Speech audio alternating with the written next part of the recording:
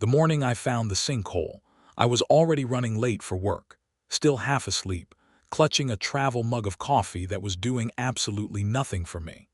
I stepped out into the January cold, felt the freeze hit my face like a slap, and started my truck.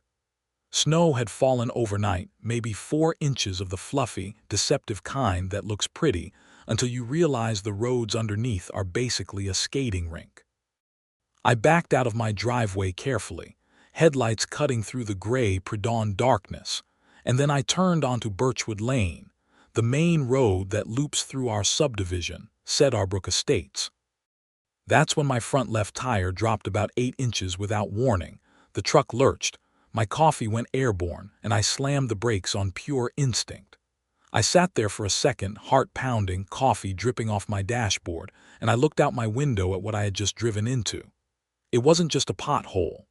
It was a legitimate sinkhole, maybe 2 feet across and 8 inches deep, sitting right in the travel lane of Birchwood Lane, partially hidden under a fresh skin of snow.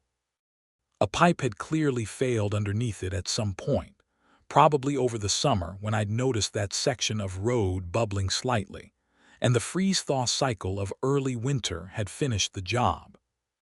The road surface had just given up.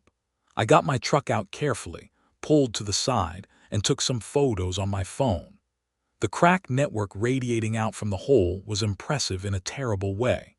The asphalt around it had the structural integrity of a stale cracker.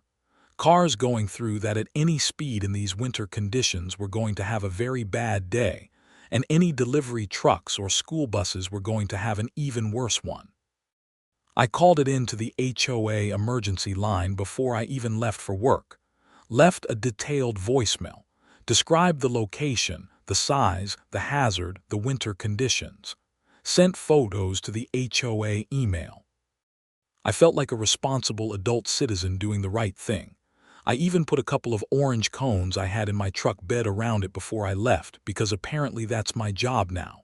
By the time I got home that evening, the cones were still there. The hole was still there. Nothing else had happened. I checked my email. Nothing from the HOA. That's when I started to get a bad feeling. Now let me give you some background on Cedarbrook Estates because context matters here. We're a mid-sized subdivision, about 140 homes, built in the late 90s, and the HOA has been around since day one. For most of the community's existence, the HOA was pretty reasonable. They kept the common areas maintained, enforced the rules fairly, and generally stayed out of people's hair. Then, about 3 years ago, there was a board restructuring after the longtime president retired, and somehow Kathy Livingston ended up as HOA board president, and everything changed. Kathy Livingston is one of those people who was born for middle management and reached her absolute ceiling as the president of a neighborhood HOA. She's in her mid-50s, drives a spotlessly clean white SUV that has never seen a speck of mud despite living in a snow state, and she treats Cedarbrook Estates like her personal fiefdom. She has lived here longer than most people, knows every rule in the CC and RS by heart, and enforces the ones she likes with the enthusiasm of someone who has finally found their calling in life. The ones she doesn't like, or the ones that might cost the HOA money or create inconvenience for her, she either ignores or buries under procedure. Under Kathy's leadership, the HOA's monthly dues went up twice, the reserve fund grew substantially, and the number of actual improvements made to the community went to nearly zero. Roads were patched rarely. The common area playground equipment got no updates. The entrance landscaping got a new sign that nobody asked for, which cost $4,000. Kathy loves a new sign. The HOA also developed a very convenient system under Kathy's management, where any spending over a certain threshold required full board approval at a budget meeting, and budget meetings happened quarterly. Which sounds reasonable until you realize that Kathy had quietly adjusted what counted as an emergency expenditure versus a standard repair, shrinking the emergency category to almost nothing so that nearly every meaningful repair got classified as something that had to wait for the quarterly budget vote. I knew all of this going in. I'd been to HOA meetings before. I'd read the CC and RS. I'm a structural engineer by trade, so I actually understand construction and infrastructure better than most homeowners. And that background had put me in Kathy's crosshairs more than once when I'd pushed back on her assessments of things. She didn't like being corrected, especially not by a neighbor who actually knew what he was talking about. The next morning, I called the HOA office directly instead of the emergency line. The HOA has a part-time office manager named Brenda, who is a genuinely nice person trapped in a bad job, and she answered on the second ring. "Hi Brenda, it's Rick Bryant, over on Birchwood Lane. I left a message yesterday about the sinkhole on the main road. Has anyone looked at it?" Brenda's voice had that particular careful quality of someone choosing their words on behalf of someone else. "Hi Rick.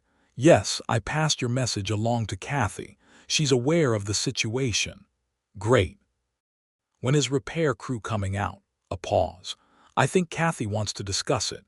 She's planning to send you a response today." That response came at 3:47 p.m. via email. I'm going to quote it for you from memory because I have read it so many times it is tattooed on my brain. "Dear Mr. Bryant, thank you for bringing the road condition on Birchwood Lane to our attention. The board has reviewed the matter and has determined that road repair expenditures of this nature fall outside the current approved budget. As you may know, our quarterly budget meeting is scheduled for March 15th, at which time road maintenance items can be formally proposed and voted upon. We encourage you to attend that meeting to raise your concern. In the meantime, we ask that residents exercise caution when driving on Birchwood Lane. Thank you for your patience and cooperation. Regards, Kathy Livingston, HOA Board President." It was January 9th. March 15th was 64 days away. I sat at my kitchen table with a cup of coffee that I was actually able to drink this time, and I read that email 3 times. Then I looked out my window at the snow coming down outside, did some quick math on the freeze-thaw cycles between now and March 15th, and thought about the school bus that comes through Birchwood Lane every single morning at 7:22 a.m. I called Dave Mercer next. Dave lives 4 houses down from me, drives a pickup even bigger than mine, and has strong opinions about pretty much everything. He's also on our informal neighborhood group chat, which has about 80 of the 140 households in it. "You're kidding me," Dave said when I told him. "I'm not kidding you. 64 days. Rick, I almost lost a wheel in that thing this morning. I thought I'd hit a body." "I know. I want to get people aware of this." "Can you share the email to the group chat?" Already typing. Within an hour, the group chat was on fire. People who had also hit the sinkhole in the last 2 days started chiming in. A woman named Paula Hutchins said her sedan had scraped the underside going through it. An older gentleman named Frank Reyes said he'd been navigating around it by driving partly onto the shoulder, which in winter with snow-covered ground meant he was basically driving on frozen turf. Parents of school-age kids started asking about the bus route. Everybody was genuinely alarmed and genuinely angry in equal measure. Then someone shared Kathy's email, and the anger ticked up another notch. I also posted the photos I'd taken. Good clear ones showing the sinkhole, the cracked network, the surrounding road surface. I had taken them in morning light so the detail was excellent. People could see exactly what we were dealing with. Now here's where I should tell you something about Kathy Livingston's relationship with the group chat. She was not in it. She'd been invited early on and declined, saying she preferred formal communication channels. What she actually preferred was not seeing unfiltered neighborhood opinion in real time, because the group chat had been used successfully twice before to apply community pressure on HOA decisions. She tried to push through quietly. She knew the chat existed, but she had no visibility into it unless someone told her what was being said, and most people had figured that out. The next morning was a Saturday, and I drove slowly down Birchwood Lane to check on things. My cones were still there. The sinkhole was still there. Overnight temperatures had dropped to 11 degrees Fahrenheit, and the ground was hard as iron. The freeze had actually stabilized the hole a little in that immediate moment, but I knew from professional experience exactly what was going to happen when the next thaw came, probably mid-next week based on the forecast. The surrounding weakened asphalt was going to open up significantly. What was currently a 2-foot hole was going to become a 4 or 5-foot section of collapsed road surface, and the subsurface pipe damage was going to get worse with every thermal cycle. I went home and wrote a formal letter to the HOA board. Not an email this time, an actual printed letter, sent certified mail, return receipt requested. I do this partly because it creates a legal paper trail, and partly because it tends to get taken more seriously by people like Kathy, who understand that certified letters have weight that emails don't. In the letter, I identified myself as a licensed structural engineer and explained in clear technical language what the road condition was, what was causing it, and what would happen if it was not repaired promptly. I cited the specific CC and R provision that made the HOA responsible for maintaining community roads. I also cited our state's premises liability law, which makes property owners, including HOAs, liable for injuries and damages resulting from known hazardous conditions that they fail to address in a reasonable time.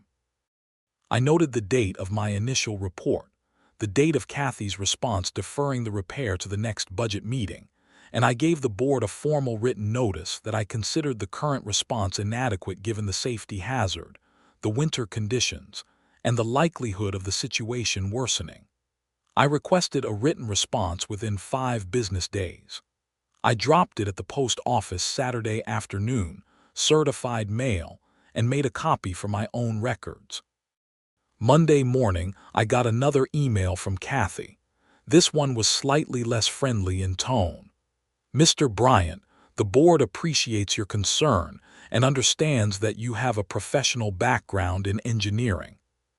However, the board is responsible for making expenditure decisions based on the community's overall financial health, and we must follow established procedures.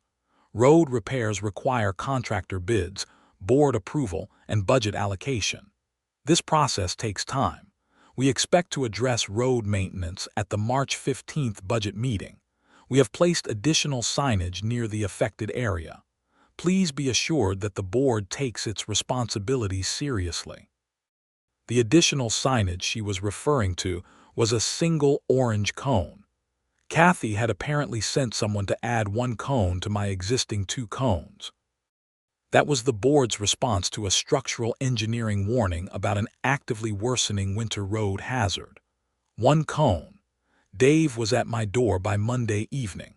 He'd also gotten a copy of the certified letter return receipt, which I had shared in the group chat.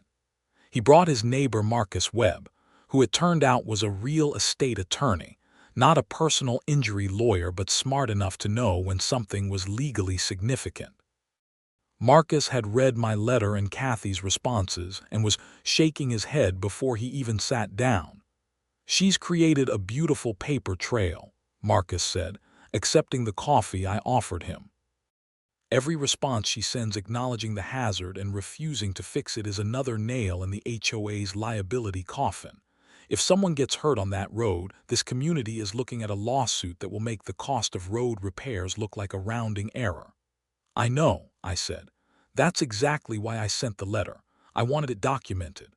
"Has anyone else reported property damage, like actual vehicle damage from hitting that hole?" I nodded. "Paula Hutchins thinks her car scraped something. Dave almost lost a wheel. I don't know if anyone else has actual damage." Marcus pulled out a small notepad. "Tell them to get written repair estimates if they have damage. Even if they don't file anything right now, documented damage from a known hazard the HOA refused to address is exactly the kind of evidence that matters." We sat around my kitchen table in the cold. I'd cranked the heat up because January in Cedarbrook was brutal, and we started mapping out a strategy. Marcus outlined what leverage we actually had. I contributed the technical knowledge. Dave contributed the communication infrastructure via the group chat and his general willingness to knock on every door in the subdivision if necessary. What emerged from that conversation was a three-pronged approach. First, I would follow up with the town's public works department, because while Birchwood Lane is a private road maintained by the HOA, the road connects to the public street at the subdivision entrance, and there was a question of whether the drainage pipe under the road might connect to municipal infrastructure.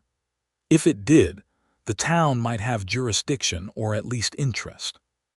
Second, Marcus would draft a demand letter from a legal standpoint that was distinct from my engineering letter, because a letter from a lawyer hits differently.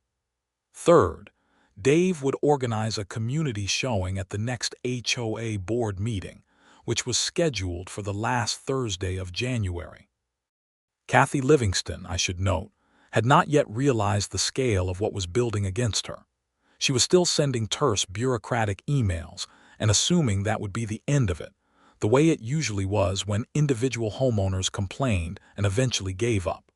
She didn't know about Marcus. She didn't know about the organized group chat response. She didn't know I'd sent a certified letter that was now sitting in her HOA records, creating legal exposure with every day she didn't act. The thaw came on Wednesday, as the forecast had predicted. Temperatures jumped to the high 30s for 2 days, and Birchwood Lane turned into a slushy mess of melting snow and standing water. I drove by the sinkhole Wednesday evening and took fresh photos. It was worse, noticeably worse. The surrounding asphalt had cracked further, and the hole itself had expanded maybe another 8 inches in diameter. You could see the edge of the pipe now if you looked into it, a corrugated metal drainage pipe that had rusted through and partially collapsed, which was what had caused the subsurface void in the first place.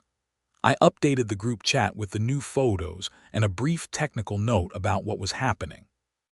This triggered another wave of responses, including several people saying they'd either been swerving around it or, in a couple of alarming cases, not noticed it in the dark and hit it hard.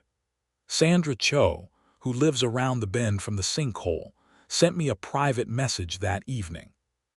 She said her husband Tony had hit the hole on Tuesday night coming home from work, had not damaged anything mechanically but had scared himself badly, and that he'd found out their car's alignment was now slightly off after having it looked at when a shop was next to where he was stopping anyway.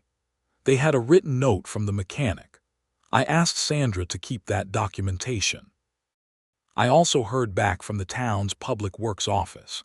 A civil engineer there named Paul, who was unfailingly pleasant, told me he'd looked at their records and confirmed that yes, there was a connection. The drainage from Birchwood Lane fed into a municipal stormwater system at the subdivision entrance, which meant the collapsed pipe potentially had implications for the town's infrastructure. Paul said he'd send someone to look.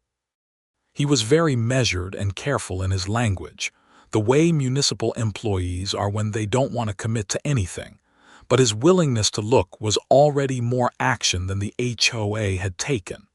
The town inspector came out Thursday morning.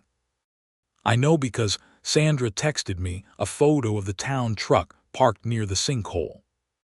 By Thursday afternoon, the town had posted a notice on the HOA's registered agent address, because when a municipal inspector finds a problem that touches their infrastructure, they don't ask permission. They send a notice stating that the drainage failure at Birchwood Lane presented a risk to the connected municipal system, and requesting that the HOA initiate repairs within 15 business days, or the town would arrange repairs and bill the HOA accordingly. 15 business days. That was less than 3 calendar weeks. And it was now official government notice with teeth, real teeth, not just an angry neighbor with a certified letter. I heard through Brenda, who called me somewhat frantically that Thursday afternoon, that Kathy had received the town's notice and was very upset. I imagine she was. The HOA board meeting on the last Thursday of January arrived like a main event. Dave had been working the group chat and doing literal door-to-door visits for 2 weeks. Of the 140 homes in Cedarbrook Estates, he'd managed to personally speak to or send written information to about 110 of them. The group chat had exploded with conversation. People were sharing Kathy's emails, my photos. The town noticed the full timeline of how the HOA had known about a dangerous winter road condition since January 9th, and had done exactly nothing except add one cone. The meeting was held in the community clubhouse, a low building next to the entrance that had a meeting room capable of holding maybe 60 people comfortably. That Thursday, it held 83 people, standing along the walls and spilling into the hallway. I counted. It was the largest HOA meeting in Cedarbrook Estates history by a massive margin, and I could tell when Kathy walked in and saw the crowd that her stomach dropped right through the floor. She had the other 2 board members with her, Tom Belafont, who sold insurance and had voted with Kathy on everything since joining the board because he was conflict-averse to the point of being useless, and Janet Acaffer, who was newer to the board and had privately expressed some discomfort with how things were being handled, according to what Brenda had hinted to me. 3 board members total. The quorum for a vote was 2. Kathy called the meeting to order with the precise, clipped efficiency of someone who is trying very hard not to show that they are terrified. She went through procedural preliminaries with exaggerated formality, clearly trying to eat up time and establish control. It didn't work. The room was too full and too charged. When public comment opened, I went first. I stood up, introduced myself, said I was a licensed structural engineer and a resident of Birchwood Lane, and I walked the room through the timeline. January 9th, initial report. January 9th, my personal orange cones on the hazard. January 10th, HOA's email response deferring repairs to March 15th budget meeting. January 17th, certified letter from me. January 20th, HOA's response to certified letter, still deferring. January 22nd, thaw cycle worsens the damage. January 24th, town notice to HOA demanding repairs within 15 business days or town does it and sends the bill. I had printed a 1-page summary of this timeline for every household represented at the meeting. Dave had stacked them at the door and handed them out as people came in. By the time I finished speaking, every person in that room was holding that paper. Then I said the thing that really made the room shift. As a licensed structural engineer, I'm formally stating, for the record of this meeting, that the road condition at the sinkhole on Birchwood Lane represents an active safety hazard that will continue to deteriorate with each freeze-thaw cycle. Based on my professional assessment, that section of road should be immediately coned off to traffic until repairs are completed. My assessment and the HOA's documented refusal to act on my 2 prior notices have been preserved in writing. Anyone harmed on that road between January 9th and the date of repair may have a claim against this association. Marcus stood up after me. He introduced himself as a practicing attorney and a Cedarbrook Estates homeowner. He didn't make threats. He just stated facts about premises liability, about what constitutes constructive notice, about the legal standard of reasonable time to address a known hazard, and about the fact that the HOA's own budget reserves, which he'd been able to review because the CC and RS required financial records to be available to homeowners on request, were more than adequate to fund the repair without any budget meeting at all. Since the board president had emergency expenditure authority up to $10,000 under the CC and RS Section 7.4, that last point was the one that really landed. Section 7.4.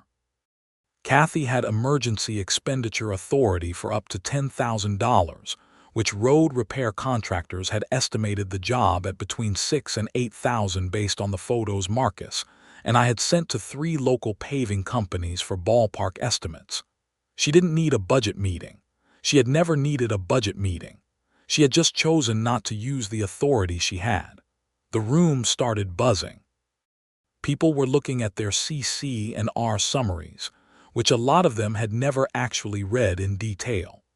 Janet Acaffer, the newer board member, was looking at Kathy with an expression that was somewhere between surprised and furious. Tom Belafont was studying his hands like they contained the secrets of the universe. Kathy stood up to respond, and her voice was controlled but strained. She said that the emergency expenditure provision had a narrow definition, and that road repairs of this scope did not qualify under that definition as she interpreted it. Dave Mercer, who had been sitting in the front row with his arms crossed and the patient expression of a man who has been waiting for exactly this moment, raised his hand and read the actual text of Section 7.4, aloud from the printed CC and RS he'd brought with him. It defined emergency expenditure as any expenditure necessary to address a condition that poses an imminent risk to the safety of residents or the structural integrity of community property. He then asked Kathy to explain specifically why a structural engineer's documented assessment of an imminent safety hazard did not meet that definition. Kathy said she would confer with the HOA's legal counsel. Dave said, "That's a yes or no question, Kathy." The room appreciated that. 3 other homeowners stood up to share their experiences with the sinkhole. Paula Hutchins described the scraping incident. Tony Cho's written mechanic's note was read into the record by Sandra. An older man named Harold Pinsky described watching the mail truck nearly go into the hole and swerve, almost clipping a parked car on a morning 2 weeks prior. Then things got interesting in a way I hadn't expected.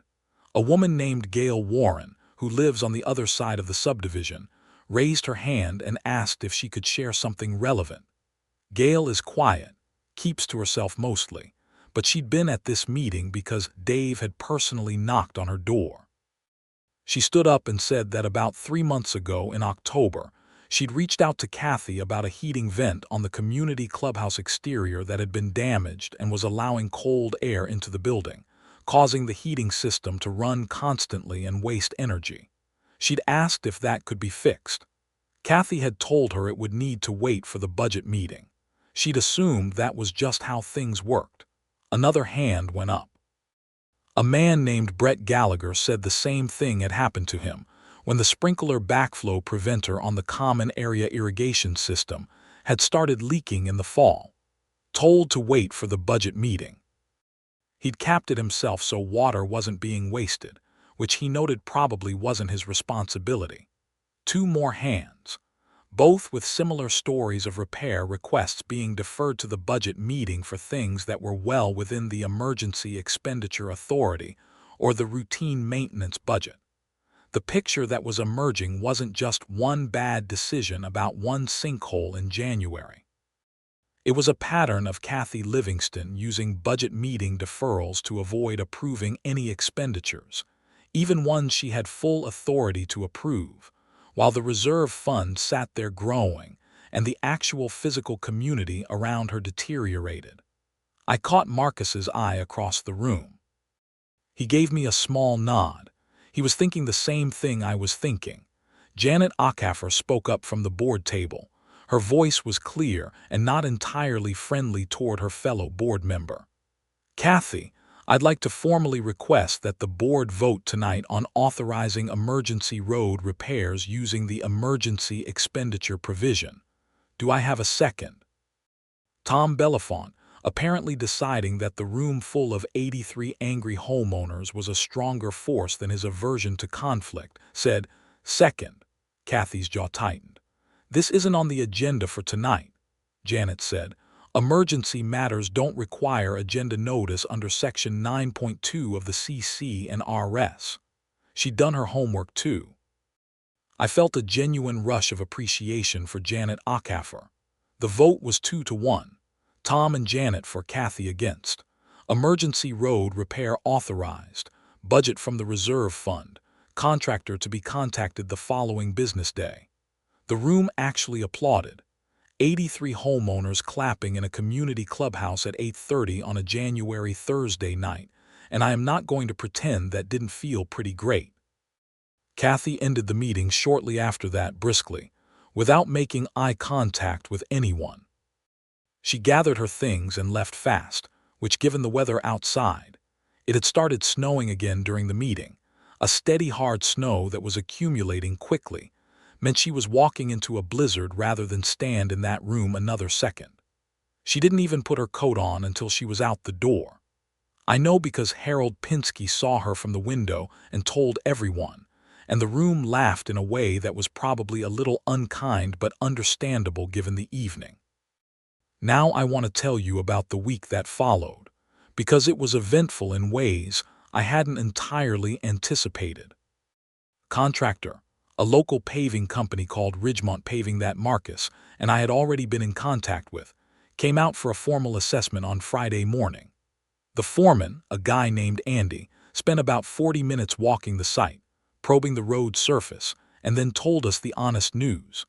The subbase failure was more extensive than the visible holes suggested, and the repair was going to require excavation of about a 20-foot section of road, pipe replacement, and new asphalt on top. The estimate came in at $8,400, which was above the $10,000 emergency expenditure limit, but not by much, and in any case the board had now voted to authorize the repair.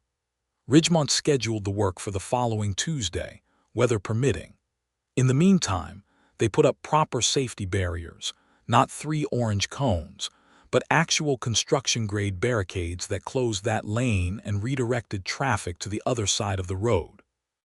It was a real, adequate response that should have happened on January 10th. Over the weekend, something else developed. Brenda, the office manager, called me on Saturday. She sounded hesitant, the way someone sounds when they're about to say something they've been thinking about for a while. She told me she wanted me to know, not officially, just personally, that she'd noticed some things in the HOA's financial records that she thought someone with more expertise than her should probably look at. She said she wasn't comfortable saying more than that. I thanked her and asked if she'd be willing to talk to Marcus. She thought about it for a moment and then said yes. Marcus and Brenda met on Saturday afternoon. I wasn't there. Marcus felt it should be just the two of them, so Brenda felt comfortable talking. But Marcus called me Saturday evening, and his voice had that tight, carefully controlled quality of a lawyer who has just found something significant. Brenda has access to the HOA's financial management software, he said. She's been the one actually doing the bookkeeping. Kathy reviews and approves everything, but Brenda does the entry work. Okay. She's found some payments that she says Kathy authorized that she couldn't get documentation for. A landscaping invoice for $4,500 to a vendor she'd never heard of, paid in October. A maintenance invoice for $2,800 in August. A community event planning charge for $2,000 in September. None of these vendors are in the regular vendor files. I let that sit for a second. Does she know who these vendors are? She looked them up. The landscaping one is a company registered to an address that turns out to be Kathy Livingston's sister's house in the next county over. I sat down on my couch. Outside, snow was falling again, the third snowfall of the week, steady and quiet and relentless. That's not a bookkeeping error. No, Marcus said, it's not. Does Brenda have documentation, copies of the invoices? She made copies before she called you. She's kept them. This changed the entire situation. What had started as a fight over a sinkhole repair had just opened into something much more serious. If Kathy had been paying her sister's company, or a shell company connected to her sister with HOA funds, that was fraud. That was misappropriation of funds collected from 140 homeowners. That was a crime. I told Marcus we needed to go carefully. I wasn't a lawyer, but I understood that this needed to be handled correctly. We couldn't just post it in the group chat. We needed to actually think about this. Marcus agreed completely.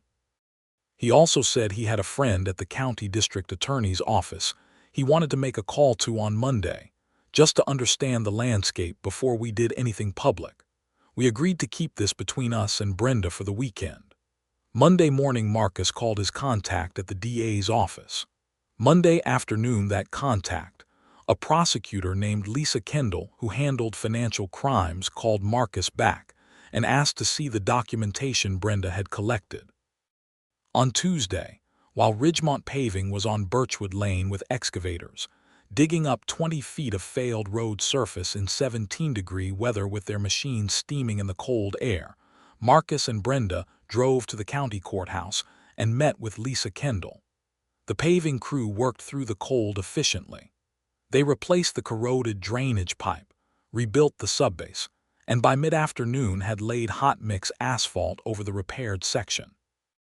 The smell of fresh asphalt in January cold is a very particular thing, sharp and industrial in a way that feels almost defiant against the winter.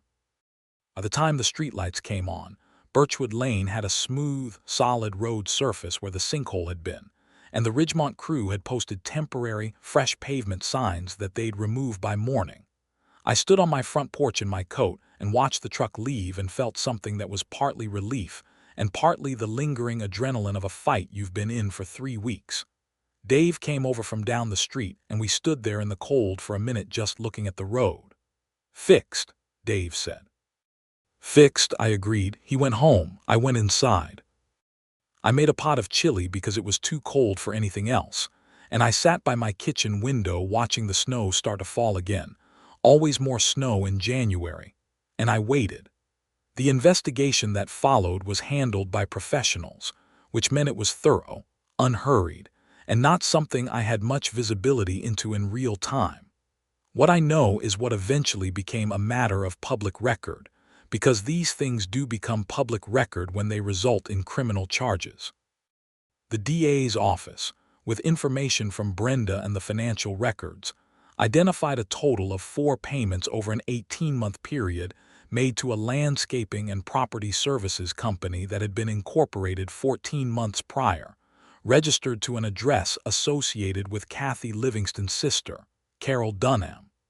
Total value of those payments, $13,700. The invoices were vague. The services described on them were either duplicative of services already provided by regular HOA vendors, or simply impossible to verify as having been performed. 2 of the payments had been made from the reserve fund, which required board approval, and the board approval documentation in the HOA records showed signatures from Tom Belafont and Janet Acaffer, except that when investigators spoke to both of them, neither had any recollection of approving these specific payments, and handwriting analysis of the signatures raised questions. It was looking very much like Kathy had been signing her fellow board members' names to approvals she'd never actually gotten. That's fraud. That's forgery. Those are real crimes. In early March, about 6 weeks after the sinkhole, Kathy Livingston was arrested at her home on a Wednesday morning. I didn't witness the arrest. I heard about it from Dave, who heard about it from Sandra, who had been taking her recycling bin to the curb at 7 a.m. and seen the unmarked county vehicles parked in front of Kathy's house. The charges filed were wire fraud, breach of fiduciary duty, and forgery. Carol Dunham, her sister, was also charged with conspiracy and receiving stolen property. Kathy made bail and was released the same day, but she resigned from the HOA board by email that afternoon, and the resignation had a distinctly different tone than her previous emails. Shorter, no procedural language, no board president's signature. Just a resignation. Tom Belafont, cleared of any intentional wrongdoing but shaken to the core, also resigned. He told Marcus personally that he didn't feel he had the stomach for board politics anymore, which was probably the most self-aware thing he'd ever said about himself.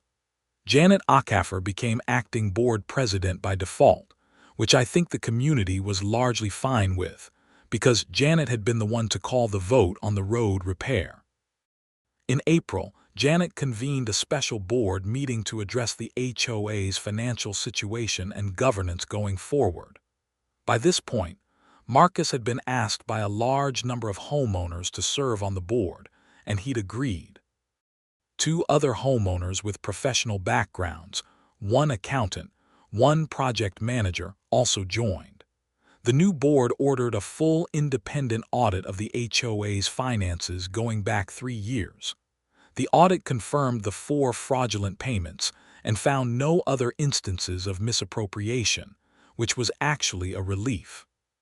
The total damage was $13,700, and the new board filed a restitution claim as part of the criminal case, which Kathy and Carol were ultimately ordered to pay back in full as part of their plea agreement.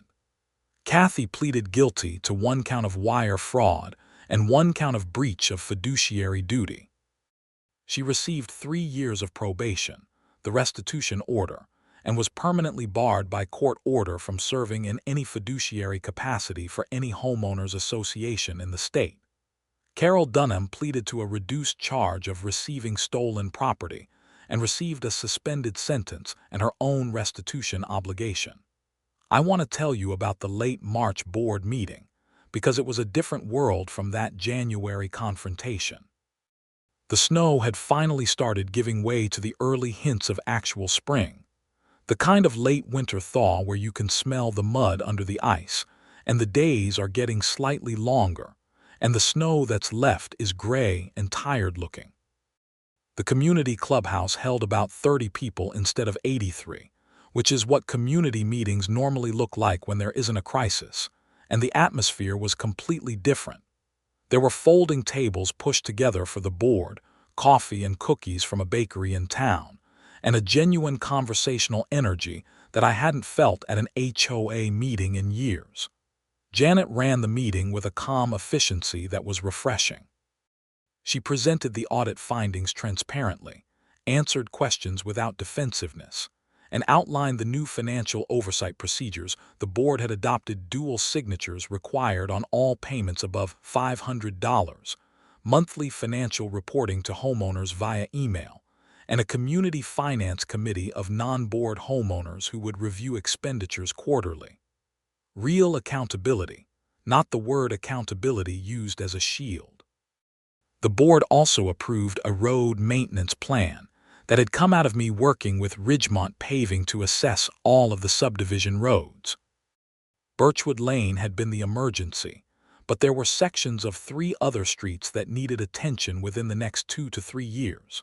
The plan budgeted for that work from the reserve fund in a sensible, phased way that wouldn't require emergency interventions in the future. Andy from Ridgemont, who'd become sort of informally involved as a subject matter resource, sat in the back of the room and nodded when the plan was described. The clubhouse heating vent that Gail Warren had reported in October was repaired in February. The irrigation system backflow issue that Brett Gallagher had flagged was addressed in March as part of pre-season maintenance prep. The new board had gone back through a year's worth of deferred maintenance requests and was working through them systematically. It wasn't glamorous work, but it was the work an HOA is actually supposed to do. Brenda, the office manager, was given a raise and a formal commendation in the board minutes. She teared up a little when Janet announced it at the March meeting, and half the room applauded, because everyone had figured out by then that she'd been the one who'd opened the door to the financial investigation. She hadn't had to do that. She could have stayed quiet. She hadn't, and that mattered. I got a text from Marcus in late April, a Thursday evening. I was home after work, making dinner, watching the last of the winter gray finally being pushed out by something that actually looked like spring sunshine on the horizon. His text said, "Case closed. Restitution order signed. Both pled. It's over." I stood in my kitchen and thought about January 9th, my coffee going airborne in my truck cab, that sinkhole invisible under 4 inches of fresh snow. About Kathy's email arriving at 3:47 in the afternoon telling me to wait for March 15th. About 64 days of a known hazard on an icy winter road, 1 cone standing guard. About Brenda making copies of invoices she was afraid to look at too closely. About Janet Ackefer saying, "Do I have a second?" and Tom Belafonte finally saying yes. I texted Marcus back. "Good, simple as that. I want to be honest about something because I think it matters. When this whole thing started on January 9th, I was not thinking about uncovering fraud. I was thinking about a sinkhole in the road. I was thinking about the school bus. I was thinking about Paula Hutchins's car scraping and Tony Cho's alignment and Harold Pinsky watching the mail truck swerve. I was thinking about a very basic thing, which was that I live in a community.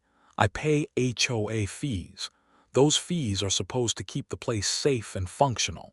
And a woman who had more power than she should have had was using procedural bureaucracy as a weapon to avoid spending money she had authority to spend on something that genuinely needed to be done. I never would have found the financial stuff on my own. That was Brenda, doing something brave that she didn't have to do. I just provided the pressure that opened the context. The community showing up at that January meeting provided the pressure too. Dave knocking on doors provided the pressure. Marcus knowing Section 7.4 of the CC and RS and reading it out loud in a room full of 83 people provided the pressure. All of it together. There's something satisfying about that, actually, which is that Kathy Livingston's willingness to hide behind procedure is what exposed her. If she had just fixed the road on January 10th, spent $6,000 to $8,000 she was clearly authorized to spend, the whole thing might have blown over.